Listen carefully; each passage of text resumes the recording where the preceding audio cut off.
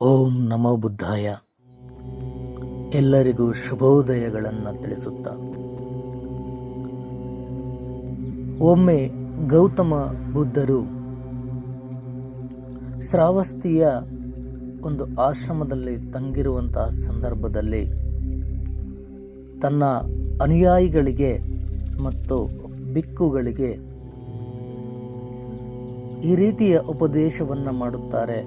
ಸಹೋದರರೇ, ನೀವು ಲೋಕದ ವಸ್ತು ವಿಷಯಗಳನ್ನು ಹಂಚಿಕೊಳ್ಳುವುದರಲ್ಲಿ ಆಸಕ್ತರಾಗಬೇಡಿ.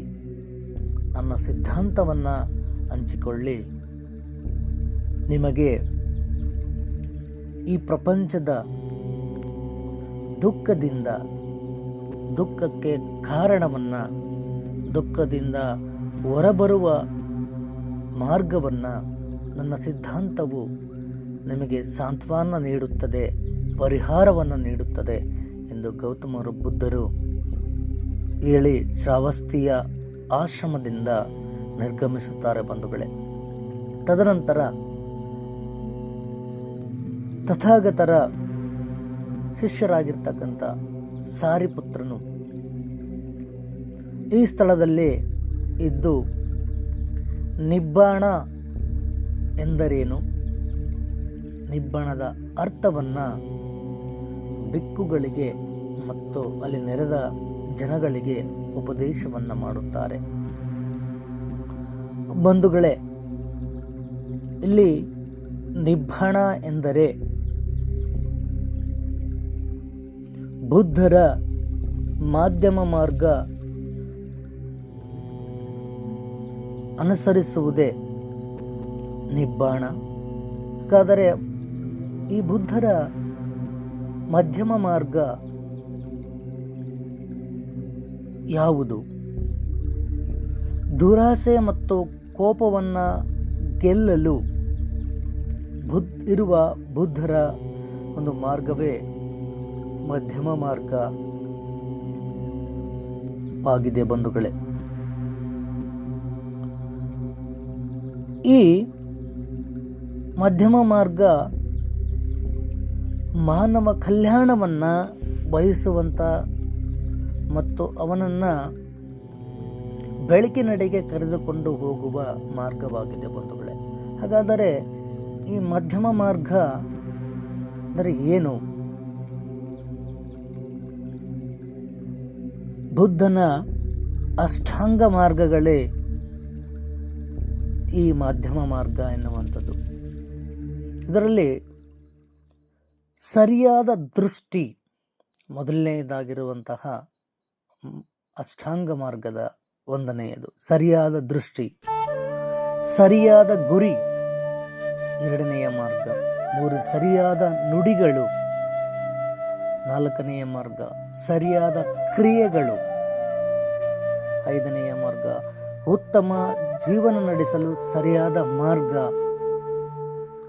ಸರಿಯಾದ ಪರಿಶ್ರಮ, ಸರಿಯಾದ ಮನಸ್ಸು, ಶುದ್ಧ ಮನಸ್ಸು, ಸರಿಯಾದ ಏಕಾಗ್ರತೆ, ಇವುಗಳನ್ನೊಳಗೊಂಡ ಅಷ್ಟಾಂಗ ಮಾರ್ಗವೇ ಬುದ್ಧರ ಮಧ್ಯಮ ಮಾರ್ಗವಾಗಿದೆ ಬಂಧುಗಳೇ.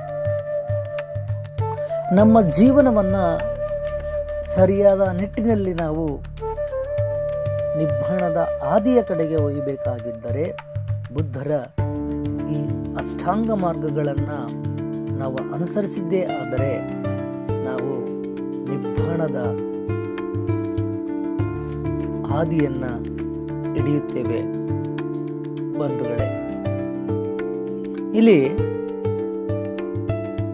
ಸರಿಯಾದ ದೃಷ್ಟಿ, ನಮ್ಮ ಜೀವನವನ್ನು ನಡೆಸತಕ್ಕಂಥ ನಾವುಗಳು ಸರಿಯಾದ ದೃಷ್ಟಿಕೋನವನ್ನು ಒಳಗೊಂಡವರಾಗಿ, ಸರಿಯಾದ ಗುರಿಯನ್ನು ಹೊಂದಿದವರಾಗಿ, ಸರಿಯಾದ ಶುದ್ಧ ನುಡಿಗಳನ್ನು ನುಡಿಯುವವರಾಗಿ, ನಮ್ಮ ಜೀವನದಲ್ಲಿ ಮಾಡುವ ಕ್ರಿಯೆಗಳು ಶುದ್ಧ ಕ್ರಿಯೆಗಳಾಗಿದ್ದು ಉತ್ತಮ ಜೀವನ ನಡೆಸಲು ಸರಿಯಾದ ಮಾರ್ಗವನ್ನು ತುಳಿದವರಾಗಿದ್ದುಕೊಂಡು ಸರಿಯಾದ ಪರಿಶ್ರಮವನ್ನು ಪಡೆಯುವಂಥವರು ನಾವಾಗಿದ್ದರೆ, ಶುದ್ಧ ಮನಸ್ಸನ್ನು ಒಳಗೊಂಡು ಈ ಅಷ್ಟಾಂಗ ಮಾರ್ಗಗಳನ್ನು ಹೊಂದುವುದೇ ನಿಬ್ಬಾಣದ ಹಾದಿ ಎಂದು ಭಗವಾನ್ ಬುದ್ಧರು ಪ್ರತಿಪಾದಿಸುತ್ತಾರೆ ಬಂಧುಗಳೇ. ಆತ್ಮೀಯ ಬಂಧುಗಳೇ,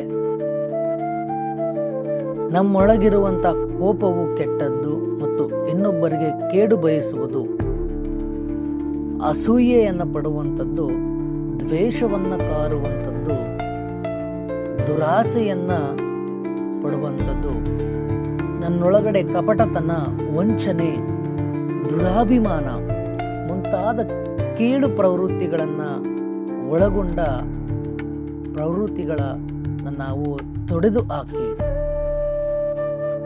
ಬುದ್ಧರ ಮಧ್ಯಮ ಮಾರ್ಗವನ್ನು ಅನುಸರಿಸಿದ್ದೇ ಆದರೆ ಈ ಲೋಕವನ್ನ ಒಂದು ಸುಂದರವಾದ ಲೋಕವನ್ನಾಗಿ ಮಾಡಬಹುದು ಬಂಧುಗಳೇ. ಬುದ್ಧರ ಈ ಅಷ್ಟಾಂಗ ಮಾರ್ಗವೇ ನಿಬ್ಬಾಣವಾಗಿದೆ ಎನ್ನುವಂಥದ್ದು. ನಿಬ್ಬಾಣವೆಂದರೆ ಇಲ್ಲಿ ಬೇರೇನೂ ಅಲ್ಲ, ವ್ಯಕ್ತಿಯನ್ನ ಸರಿಯಾದ ಮಾರ್ಗದಲ್ಲಿ ಕರೆದೊಯ್ಯುವ ಅಷ್ಟಾಂಗ ಬುದ್ಧರ ಮಾರ್ಗಗಳೇ ನಿಬ್ಬಾಣವಾಗಿದೆ ಎನ್ನುವಂಥದ್ದು. ಈ ರೀತಿಯ ಬುದ್ಧರ ಅಷ್ಟಾಂಗ ಮಾರ್ಗಗಳನ್ನು ಅನುಸರಿಸುವ ಮೂಲಕ, ನಿಬ್ಬಾಣವನ್ನು ಹೊಂದುವ ಮೂಲಕ ನಮ್ಮ ಜೀವನವನ್ನು ಸಾರ್ಥಕಗೊಳಿಸಿಕೊಳ್ಳಬೇಕು ಅಂತೇಳಿ ಸಾರಿಪುತ್ರನು ಬಿಕ್ಕುಗಳಿಗೆ ಮತ್ತು ನೆರೆದ ಜನಗಳಿಗೆ ಪ್ರತಿಪಾದಿಸುತ್ತಾನೆ ಬಂಧುಗಳೇ. ಹೀಗೆ ಭಗವಾನ್ ಬುದ್ಧರ ಅಷ್ಟಾಂಗ ಮಾರ್ಗಗಳು ನಮ್ಮನ್ನು, ಮಾನವ ಜನಾಂಗವನ್ನು ಸಾಕಾರಗೊಳಿಸಿಕೊಳ್ಳುವಲ್ಲಿ ತನ್ನ ಜೀವನವನ್ನು